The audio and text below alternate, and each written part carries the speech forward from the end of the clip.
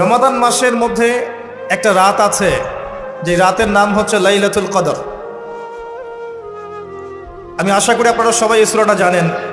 বা'দা আউযু বিল্লাহি মিনাশ শাইতানির রাজিম, ইন্না আনজালনাহু ফি লাইলাতুল কদর।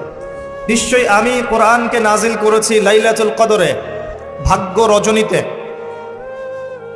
ওয়া মা আদরাকা মা লাইলাতুল কদর। হে নবী মুহাম্মদ সাল্লাল্লাহু আলাইহি ওয়াসাল্লাম, আপনি কি জানেন লাইলাতুল কদর কি জিনিস? লাইলাতুল কদরি খায়রুম মিন আলফি শাহর।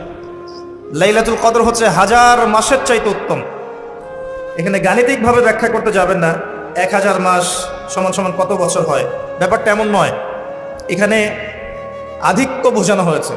হাজার হাজার মাস ইবাদত করলে যে নেকি হয়, এক রাত ইবাদত করলে সে নেকি হয়ে যাবে ইনশাআল্লাহ।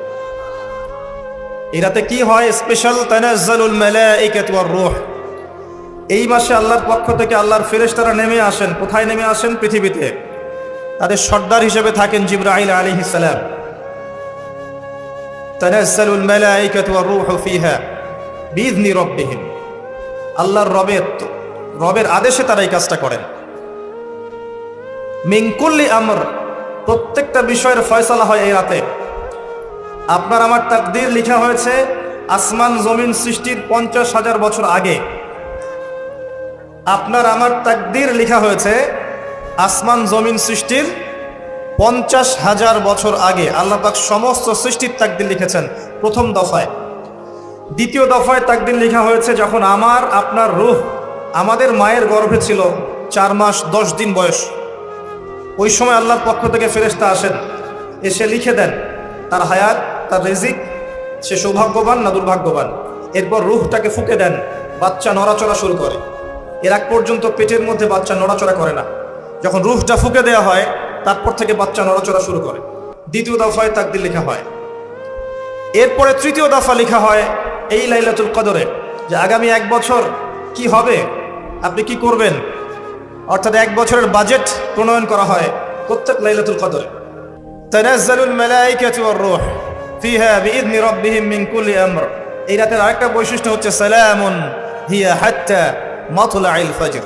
ফজর পর্যন্ত এই রাতে শান্তি শান্তি শান্তি শান্তি প্রশান্তি বজায় থাকে। এই রাতে আপনি যে দোয়া করবেন, যে কোনো দোয়াই করবেন, যদি আপনার রিজিকটা হালাল হয় ইনশাআল্লাহ কবুল হয়ে যাবে। যে কোনো দোয়া। এই রাতে যারা ইবাদত করে দাঁড়িয়ে দাঁড়িয়ে, তাদের চতুর্দিকে ফেরেশতারা সমবেত হন, তাদের দোয়ায় তারা শরীক হন, তাদের জন্য দোয়া করতে থাকেন। ঠিক তখনই দেখবেন মুমিন বান্দার চোখ দিয়ে টপটপ করে পানি পড়া শুরু হয়েছে। আপনি ফিল করতে পারবেন যে আপনার দোয়া আল্লাহ কবুল করছেন। এই রাতের ইবাদতকে 1000 মাস দিয়ে গুণ করলেও কখনো সমান হবে না। একটা রাত ইবাদত করলে আপনি হাজার হাজার মাসের নেকি পাচ্ছেন। এই সুযোগটাকে ছেড়ে দেওয়া যায়? কবে এই রাত স্পেসিফিকলি বলা যাবে না, 27 তারিখেই স্পেসিফিকলি বলা যাবে না যে 21-এর রাতেই, 23-এর রাতেই বা 25-এর রাতেই। নির্দিষ্ট করে বলার কোনো সুযোগ নাই। নবী সাল্লাল্লাহু আলাইহি ওয়াসাল্লাম লাইলাতুল কদর পেয়েছেন এবং ওই রাতে বৃষ্টি হচ্ছিল। তিনি সেজদা করছেন, তার কপালের মধ্যে মসজিদে নববীর যে মাটি আছে এই মাটির কাদা লেগেছিল। তখন কিন্তু মসজিদ টাইলস ফিটিং ছিল না। মাটির মসজিদ থেকে নবী সাল্লাল্লাহু আলাইহি ওয়াসাল্লাম বিশ্ব পরিচালনা করেছেন। আর আমাদের এখন তাজমহলের মতো মসজিদ, হেদায়েতের কোনো হও নাই এখানে। এটা আখিরুজ জামানের সাইন। মসজিদগুলো হবে চাকচিক্যময়, হেদায়েত শূন্য। হাদিস একদম স্পষ্ট আছে, মসজিদ হবে চাকচিক্যময় কিন্তু হেদায়েত শূন্য। ইভেন দেখবেন নামাজ পড়ছে মুসল্লি, পাশে হই হুল্লা করছে।